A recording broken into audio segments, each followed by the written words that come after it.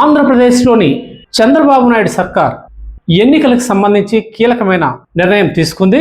రాష్ట్ర ఎన్నికల పరిధిలో పంచాయతీరాజ్ చట్టాన్ని సవరిస్తూ గ్రామ పంచాయతీలలో ఓటర్ల లిస్టులను ఏడాదికి 4 సార్లు సవరించుకునేందుకు వీలు కల్పిస్తూ ఆర్డినెన్స్ ను తీసుకువచ్చింది. గతంలో జనవరి 1 నాటికి 18 సంవత్సరాలు పూర్తి చేసుకున్న యువతీ యువకులు తమ ఓటు నమోదు చేసుకునేందుకు అవకాశం ఉండేది. అయితే ప్రస్తుతం జారీ చేసిన ఆర్డినెన్స్ ప్రకారం జనవరి 1, ఏప్రిల్ 1, జూలై 1, అక్టోబర్ 1 ఈ 4 దశల్లో తమ ఓటు హక్కును వినియోగించుకునేందుకు వీలుగా యువతీ యువకులకు ఆంధ్రప్రదేశ్ సర్కార్ అవకాశం కల్పించింది.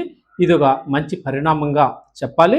ఎందుకంటే ఎప్పుడు 18 సంవత్సరాలు పూర్తి చేసుకున్న జనవరి 1 పూర్తయ్యేంత వరకు యువతి యువకులు ఏడాది పొడవునా నిరీక్షించే పరిస్థితులు ఉండేవి. వీటన్నింటినీ అధిగమించి ప్రస్తుతం చేపట్టిన ఆర్డినెన్స్ ద్వారా 4 సార్లు తమ ఓటు హక్కును ఓటర్ల జాబితాలో నమోదు చేసుకోవడానికి అవకాశం కలిగింది. అయితే కేంద్ర ఎన్నికల సంఘం ఓటర్ల నమోదు అనేది నిరంతర ప్రక్రియగా చేపడుతున్న విషయం మనకు తెలిసిందే.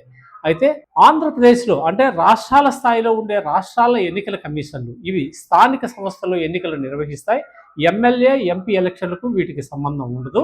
వీళ్ళు ఏడాది పొడవునా 4 సార్లు ఓటర్ల జాబితాలో సవరణలు, మార్పులు, చేర్పులు, కొత్తవి నమోదు చేసుకోవడానికి అవకాశం కల్పించారు. అయితే కేంద్ర ఎన్నికల సంఘం లాగా ఇక్కడ కూడా ఎప్పుడు 18 సంవత్సరాలు నిండినా ఈ ఓటర్ల జాబితాలో సవరణ చేసుకోవడానికి, నమోదు చేసుకోవడానికి నిరంతరం ప్రతిరోజు ఎప్పుడైనా నమోదు చేసుకోవడానికి కేంద్ర ఎన్నికల సంఘం లాగా అవకాశం కల్పించింటే ఇంకా చాలా బాగా ఉండేదని పలువురు అభిప్రాయపడుతున్నారు.